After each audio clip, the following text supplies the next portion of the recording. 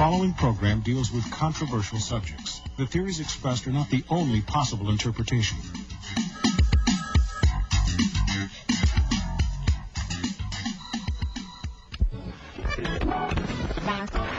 All Hit Radio.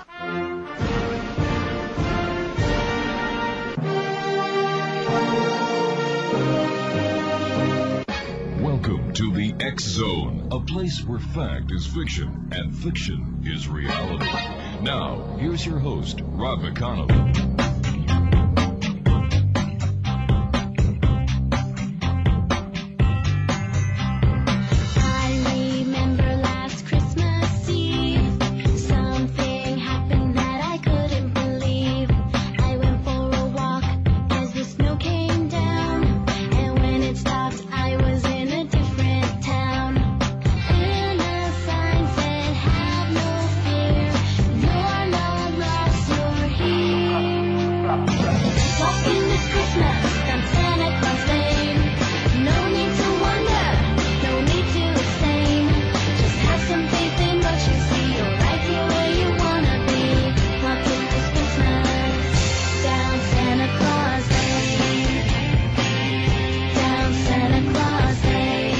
One 877-528-8255 is toll free. Welcome back, X-Zone Nation. My name is Rob McConnell. We're coming to you live and around the world on the Talkstar Radio Network.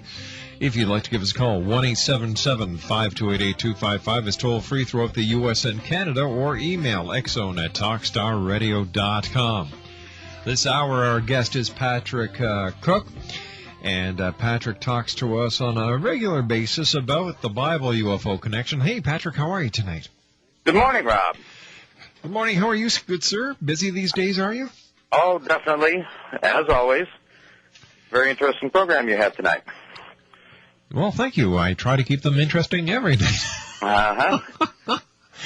All right, so tell me, what's new with the UFO Bible Connection and the Oracle Research Institute? Well, we continue our research into all kinds of areas. I was just reviewing our notes on Christmas as relating to your show, and that's one of the areas that we cover in our doctrinal issue. But one of the fascinating things about our work is that two of the most recognized close encounters in the Bible happen at the birth of Christ. And the one of the most prominent is the Star of Bethlehem. Mm-hmm. And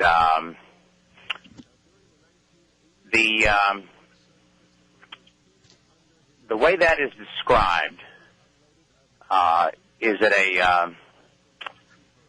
a group of wise men. Now, most people commonly think of it as three wise men. We don't have any idea how many there were. There were probably several more than three. Had seen a star that had been predicted as being a sign of the King of the Jews.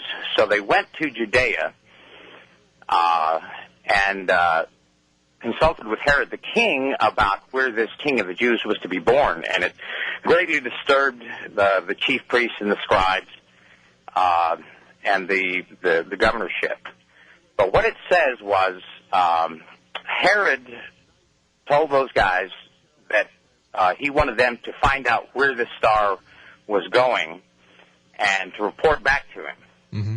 And he knew that there was a young child that was going to be born, and he was afraid that this child was going to take over his position. And so when they heard the king, when they heard his words, they departed, and lo, the star which they saw in the east went before them till it came and stood over where the young child was. That's in Matthew 2:9. And what is fascinating about that is this star, they have seen this star, we don't know exactly where they came from, probably Egypt, somewhere else in the Mideast. We're not exactly sure of their origin. And they had seen this star, and they had followed it to this point. And then suddenly, apparently, the star came very close to them, and it actually led them, as it says in the verse, it went before them till it came and stood over where the young child was. So that's a fascinating concept, that this star was actually moving ahead of them. Christmas is truly a time for miracles, and I like when you look at the Christmas scenario, in olden days, some of the great masters over the manger have what looks like a UFO shining down a beacon on the manger. That's very common. We have several of those on our website under ancient artwork. That is a common theme. Now, the way that we view UFOs in our times, in the 19th, 20th, and 21st century, we have this direct relationship to aliens. But prior to that time, and in the ancient times, they related any sightings like those in the sky as God. And what we see happening in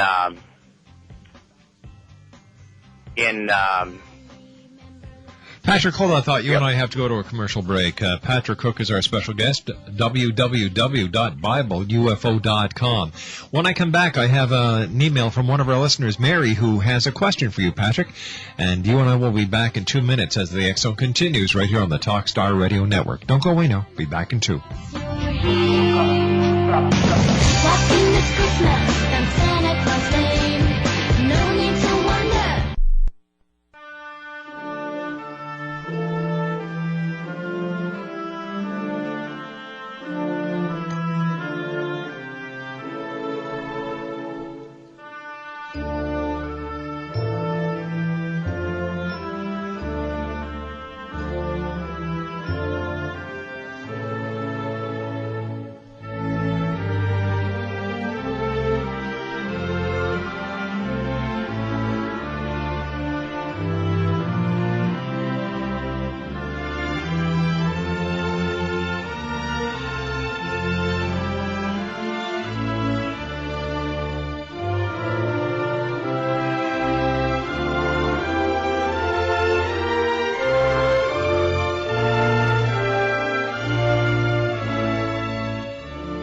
Patrick Cooke is our special guest. His website is www.BibleUFO.com. Patrick, welcome back.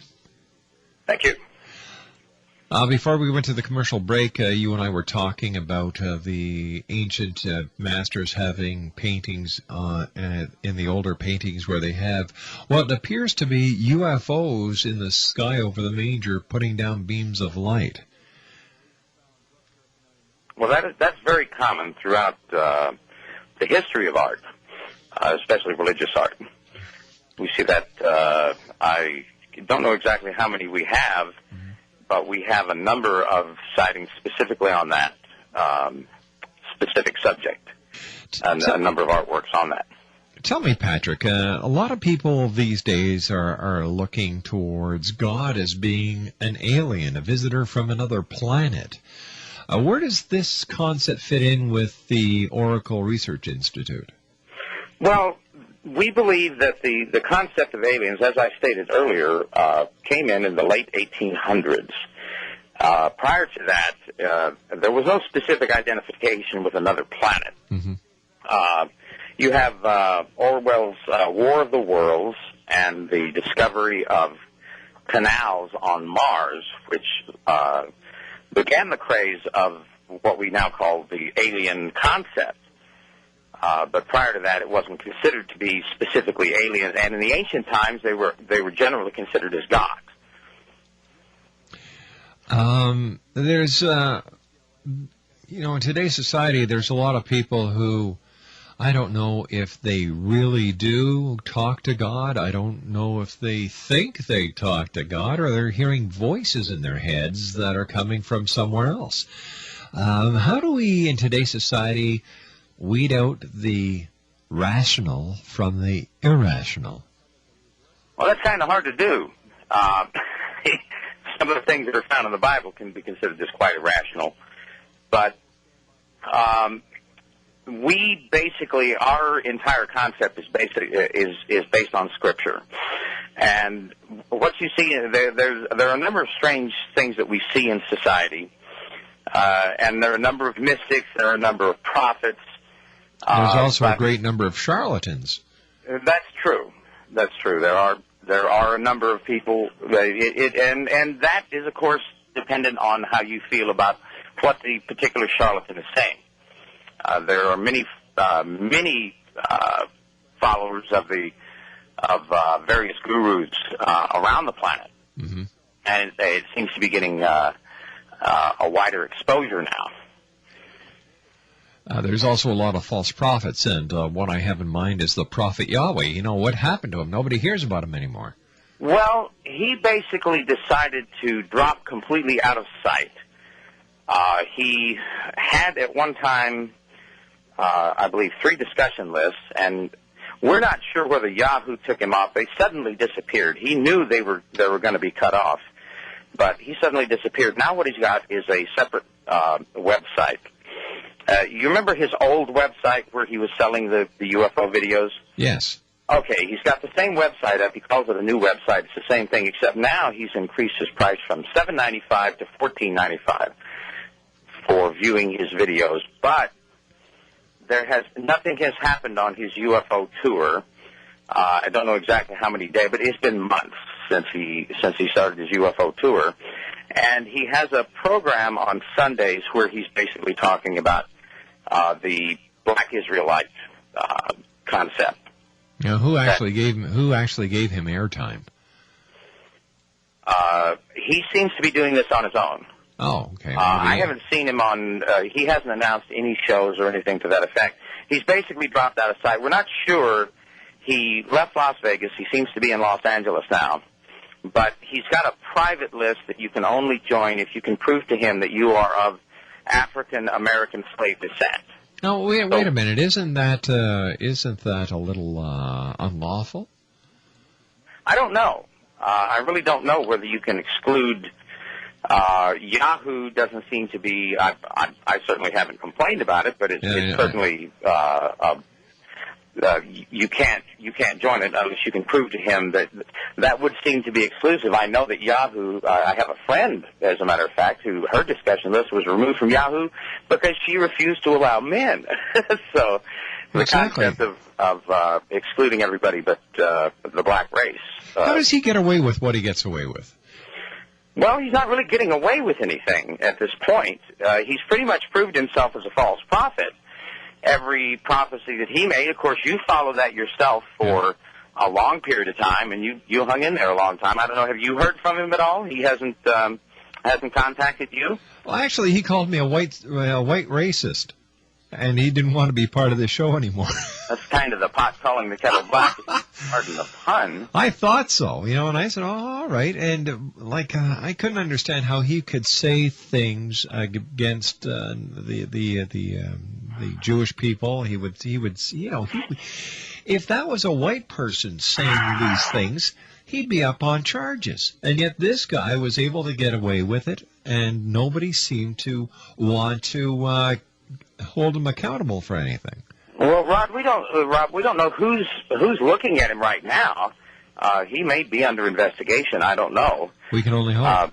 Well, I hope somebody's going to nail him one of these days. But right now, his plan is supposedly he's going to have this UFO tour, but it's only going to be. He has 27 members on this list, and apparently those are the only people who are going to be informed of where he's going to go. And then supposedly he's going to post those sightings on his own, filming them on his own. He's not dealing with the media at all.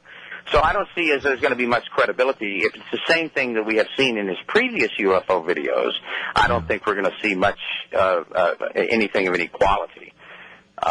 You probably saw all those videos. Oh, yeah. Yeah, and I think that's probably what we're going to see, but we're not even seeing that. He's, like I say, he's basically dropped out of sight. We don't know whether he seems to be only active on the weekends, which leads to a very strange, where is he? Why is he restricted from posting anything except on the weekends? So, and he sent out a couple of newsletters, but it's basically the newsletters from that site have been to tune into his broadcasts on Sunday.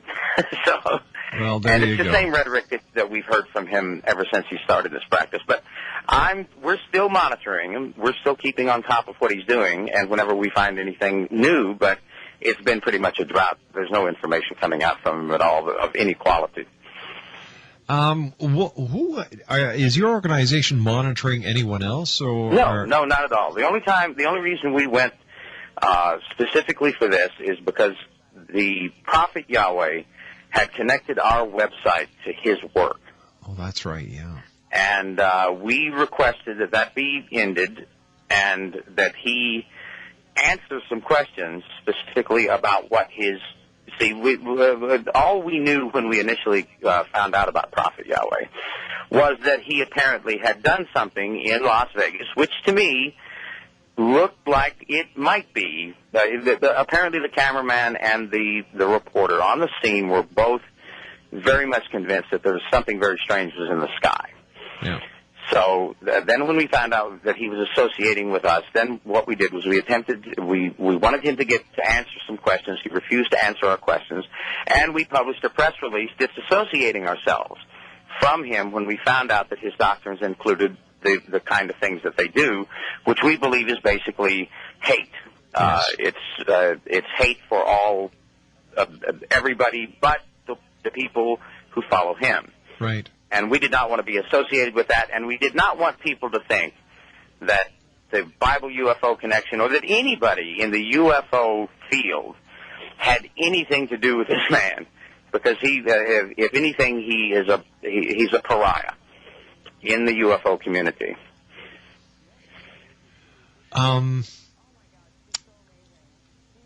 The Bible UFO Connection is as old as the Bible itself. There are a lot of ways of when you read the Bible in the year 2005, you can see the what I call the ET connection. You know, when you talk about the Nephilim, those who descended from the skies, when you listen to the stories of Ezekiel's wheel, there certainly seems to be an ET connection.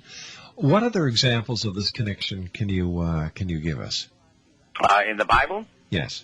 There are a number of them. The close encounters are very important. Jesus had a number of close encounters. Just a second.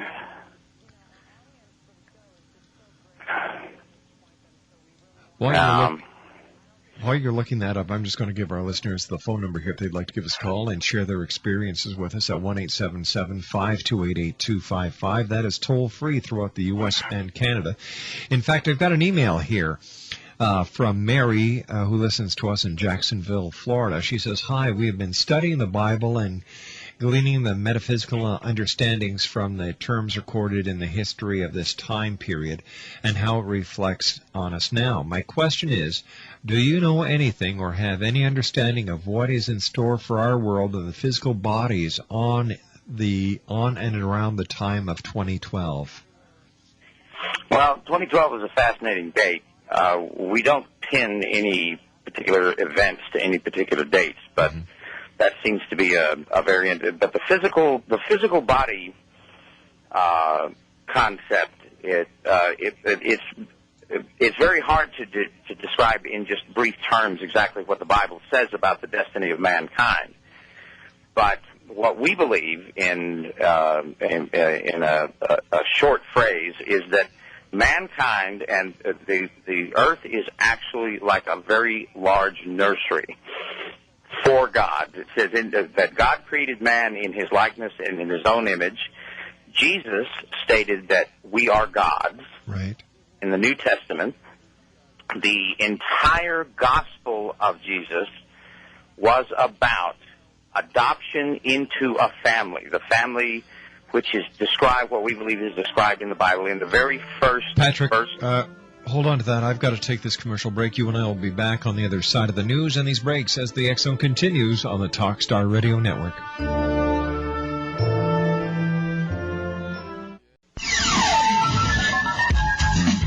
The following program deals with controversial subjects. The theories expressed are not the only possible interpretation.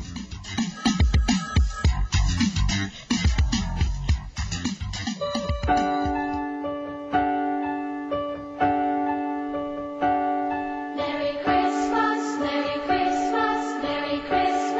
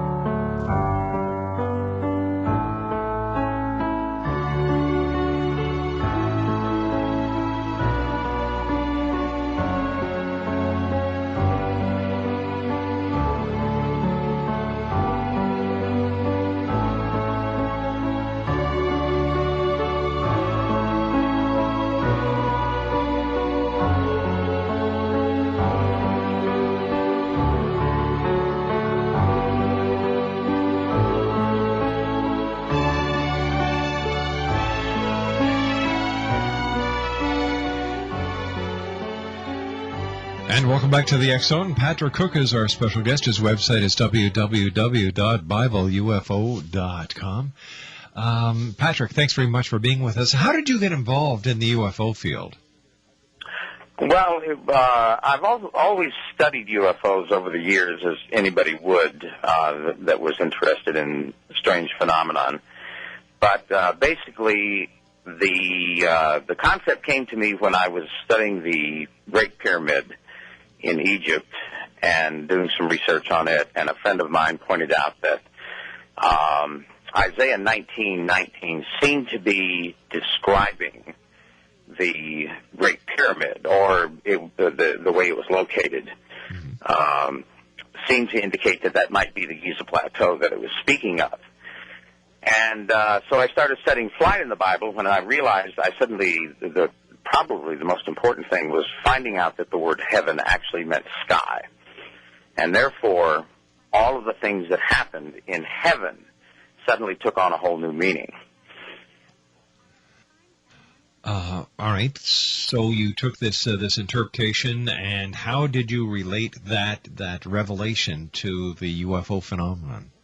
Well, basically, God was appearing in clouds and chariots, and the God and the angels were appearing in clouds and chariots, platforms, vessels, thrones, all kinds of individual objects, described as different objects, and they were described as having flight characteristics, specifically ascending into the sky, descending to the ground, and hovering for long periods of time.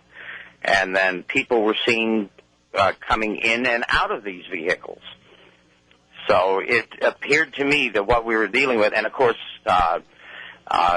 having read Eric von Daniken's work, it was fascinating that those things appeared, but I wasn't sure that they exactly related to UFOs. But then with more careful study, and we have over 1,500 verses that relate not only to the vehicles, or what appear to be the vehicles, the flight characteristics of the vehicles, but the beings that are in them, and technology that seems to be connected with those vehicles. 1-877-528-8255 is toll-free throughout the U.S. and Canada. Patrick Cooke's our special guest. His website is www.bibleufo.com. Now, what is the connection between the Bible, UFOs, and the Great Pyramid in Giza?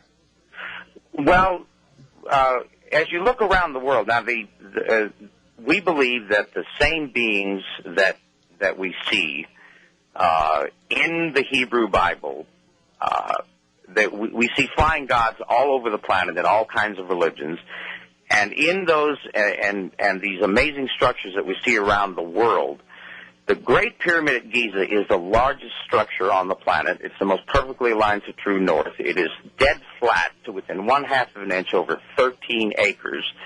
The stones are cut to a jeweler's tolerance. It's an absolutely amazing structure, and the whole concept that if we've got a God, it says that he would. Let's see. I'll read the exact verse to you here. So are we saying that excuse me. In that day there shall be an altar to the Lord in the midst of the land of Egypt, and a pillar at the border thereof to the Lord, and it shall be a sign for a witness unto the Lord of hosts in the land of Egypt. Now, the interesting point about that verse is that it said it's in the middle of Egypt and at the border of Egypt, which seems to be an impossibility. How can it be in the middle of Egypt and at the border? Well, what most people, and you learn this in basic world geography, that in ancient geography, that Egypt has always been divided into Lower and Upper Egypt. And it is still to that day. It's still politically, there's even a political separation, much as there is within the North and the South here in the United States. And that border runs right through the Giza Plateau. So whatever this thing and it's the only thing described that God built on the planet. And it would appear that and now we've got the largest structure, the most perfectly built structure in the world at that location. and there are many. We have a whole section on the Great Pyramid on the website. But around the world, we see all these structures with the same incredible monoliths and megalithic structures with huge stones throughout the Americas, throughout in the north of Africa. Sudan has some incredible structures that look more like ice cream cones than they do pyramids. And what we believe is that at one time there was a different civilization that dwelt on this planet. Now, this could have been prior to the flood. We also believe that in Jeremiah that there is a previous creation to the creation that we know of in Genesis, that where there may have been a civilization that existed at that time, and that for some reason they are gone now. Now, last night on the show we had Glenn Kimball, a good friend of mine, and he was talking to us about the Kolbrin and how the Kolbrin goes in detail and talks about the time before creation. This is what now? I'm sorry, I didn't hear the name. It's called the Kolbrin, Kolbrin. I'm sorry, I'm not familiar with that work. But anyway, what was it saying? Well, Glenn was telling us that in the Kolbrin it describes the time before creation and how the Kolbrin answers a lot of the mysteries or answers a lot of questions that the Bible raises. Well, that's fascinating. I'll have to check into that. But see, all we have to do is look at the archaeological record and the geologic record. We see an entire world prior to ours buried in the fossil record. So obviously there was something here before. Now, it's amazing that the church, and you'll actually hear this within the mainstream church, that this is actually a deception of Satan to throw people off and get them to worship evolution and take them away from God. But the record does exist. There is something there. And then we also have what we know as OOPART, out-of-place artifacts. Screws in lumps of coal and gold chains in limestone deposits and things like that. So there definitely appears in the geologic record. See, we may not be talking about just one creation prior to the creation that we see in Genesis. There may have been many. We don't know how many evolutions this planet has gone through insofar as being destroyed. And what we see the planet here in the beginning of creation, and it is covered with water. But there appears to be within the very first words of creation, in the words tohu and bohu, that there may have been a creation and a destruction and a recreation. Just from the translation, that's very complicated, but just from the translation of those words.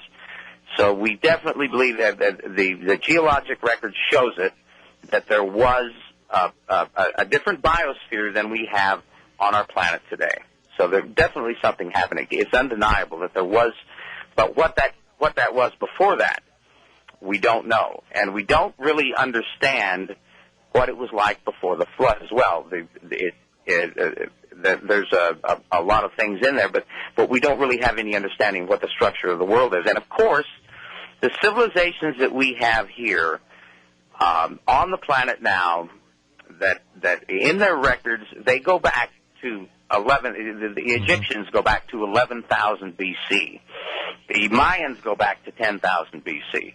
All of these things are really sort of throw a monkey wrench into the 6,000-year concept of humanity. What we believe may have happened, now you see two creations of mankind in the Bible. You see him being created, and then you see God specifically creating Adam and putting him in the Garden of Eden. What we don't, and the record, which places creation at, and this is quite literal in many churches, at 4004 B.C. And that is on the basis of when Adam started aging.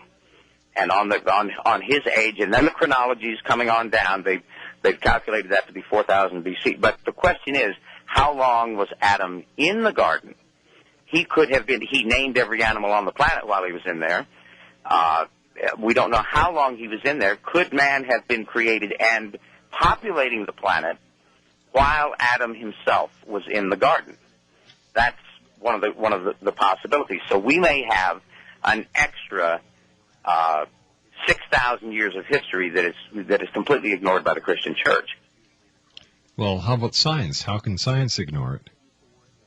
Well, science deals in the geologic record on the basis of the theory of evolution. Mm-hmm. And everything seems to, for instance, the Ice Age is very important to that concept. But the Ice Age itself is melting rapidly in the minds of science, and is almost it's becoming a very questionable theory. Science basically has to deal with primitive man. Now, we don't believe that primitive man, it's not that we don't believe, we don't see any solid evidence in the evolutionary record that there was a primitive man. So what they do is they base it on how man progressed. And so they relate it, they have a very narrow focus on it, and that's the way it is. And they ignore UParts, they ignore the concepts. It seems that history started about 12 to 15,000 years ago. So, and science doesn't seem to deal with that. Archaeology is a very staid. Archaeologists teach archaeologists who teach archaeologists who teach archaeologists, and anthropologists by the same token. They're all taught there's a long succession of this, and the theories that are involved with these things are taught very strongly. We see a very interesting thing happening right now in the United States, not in the United States, in the Americas, in the North and South American continent, with the publishing of the book 1491, about the possibility that we may have had. Now, this is absolutely amazing. There's 290 people in the United States right now. It is generally accepted that there were at least 10 million indigenous people at that time, but it would seem now that there's new theories coming up that would estimate that there could be as many as 200 million people on the North American continent alone, which means an incredible civilization that has been completely ignored by anthropologists and archaeologists alike. So they have a very strange focus on things, and it's very narrow, and it doesn't allow for any new. Unfortunately, many of the things that are taught in science now have been disproven, and are not. For instance, the theories of Einstein, which are the basis of a lot of the theories about the cosmos, have never been proven. And yet those theories are based on other theories, which are based on other theories. So science has a very narrow focus, and they don't really tell us a lot. They haven't answered a whole lot of our questions. That's for sure. So tell me, where do you think mankind came from, and who do you think God actually is? Well, God appears to be the supreme universal power in the universe. Now, we're talking about a physical God. God is described. The God of the Bible is specifically called Lord God, which means Jehovah the Elohim. Right. And this specific God is described, Daniel saw him, Moses saw him, but John specifically describes him in the Revelation as having white hair, red skin, and glowing eyes. And whenever you hear about whenever God is spoken of, he sees things, he hears things. This God that we see in the Bible, the God that's spoken of in the Bible and dealt with man, the one that dealt with man specifically, is the son of another being called El. And we're not sure exactly about what his existence is, whether he actually has a physical presence. He seems to be an energy force, somewhat like the force that you see in Star Wars. That seems to be the concept about the actual big God, the Almighty, the Father of this God, Jehovah, who became Jesus Christ in the Old Testament. And then the only relationship we actually see with that God, the Father, is when he was telling people, witnessing to people that this was his son. And he wanted to make that clear from clouds, actually, when those pronouncements were made. All right, stand by, Patrick. You and I have to take our final break. Patrick Cooke is our very special guest, and it's always nice having you on the show, Patrick. Patrick's website is www.bibleufo.com. When we come back from this commercial break, I'll tell you who's coming on tomorrow. By the way, our special psychic tomorrow night is Angela Lusk, and she was with us a couple of months ago. A great lady. You're going to have a great time. She's going to be with us from midnight until 2 o'clock. Doing psychic readings for one and all. My name is Rob McConnell. This is the X-Zone Radio Show, coming to you live and around the world on the Talkstar Radio Network and our affiliates throughout the U.S. and Canada. Don't go away. I'll be back in 4 minutes.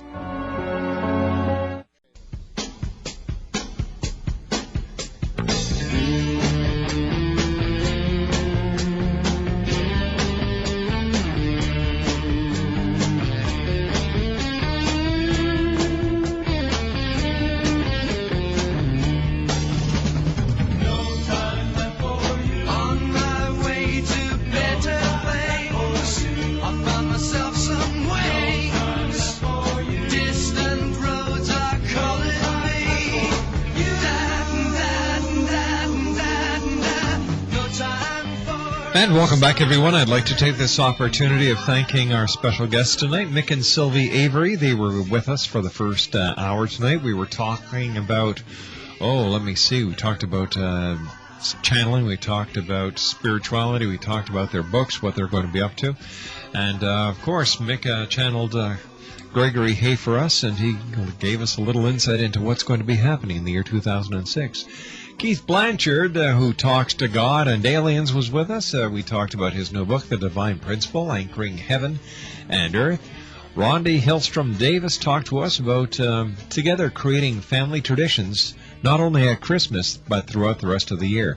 And, of course, Patrick Cooke, the Oracle Research Institute, talking about the UFO God connection. On tomorrow night's show, we have Zoe Kasher. She's going to be talking about the World Almanac of Facts for 2006. Scorpiana will be back, talking about interdimensional paranormal activity and sightings. And then our special mystery guest for tomorrow night is Angela Lusk. And we look forward to having you join us here tomorrow night on the X-Zone, heard on the Talkstar Radio Network and our affiliates throughout the U.S., Canada, and the world. Patrick Cooke, first of all, thanks very much for joining us tonight, Patrick. To you and yours, a very Merry Christmas and nothing but the very best for the year 2006. It's always a pleasure having you here on the show with us. Well, thank you very much, Ron. Same to you, Rob. The UFO God connection, do you think that we'll ever find the truth out? Well, it looks like everything's coming to a head. Something's got to give on the planet. So I presume that we're looking at something very much in the near future, because we can't go on the way we're going. It's getting a little bit too rough out there. I've got a comeback from Mary, who asked us a question earlier tonight. And her email is, I was very impressed with what Patrick had to say to my question. We always hear such esoteric terms in our destiny. And as for the timetable, I agree. It is hard to pin down to at any time because in the Bible we are told it will come as a thief in the night. In checking out your web page, I am impressed with your work, especially our connections with the true nature of God and how all this is hidden from us. I have to spend some more time reading your work. Thank you again. It is greatly appreciated. So there you go, Patrick. We made somebody happy that's a very nice compliment. I'll forward a copy of that email to you. Thank you. Patrick, we have to say goodnight for now, but as always, take care of yourself, and we look forward to having you back on the show in the year 2006. And if you hear anything about Prophet Yahweh, let me know. I certainly will do that, Rob. Take care, buddy. Evening. You too. Bye-bye. Well, morning, as it were to you. That's right. All right, Patrick, thanks very much. www.bibleufo.com. Well, that brings us to the end of another show here on the X-Zone. Wow, where does the 4 hours go? I'll be back tomorrow night. We've got, Zoe Kasher talking about the World Almanac, Scorpiana, and, of course, Angela Lusk will be doing psychic readings for one and all from midnight until 2 a.m. Eastern. To my producer at White Springs, where we have our teleport that takes this show up to 2 satellites and around the world on Talkstar Radio Network. Corey Y., thanks very much for all your hard work, buddy. To my senior producer and wife, Laura Rogers, thank you for your hard work. And to each and every one of you out there listening to the X-Zone tonight, Thank you for allowing us to be part of your day, your night, no matter where you are. I'll be back tomorrow night at 10 o'clock as once again we cross the time-space continuum to this place that I call the X Zone. If you've got a little child at home, give them a hug. Tell them how much you love them, because the children of today are the leaders of tomorrow. So until tomorrow night, my friends, always remember to keep your eyes to the sky and your heart to the light. Good night, one and all. I know I want to take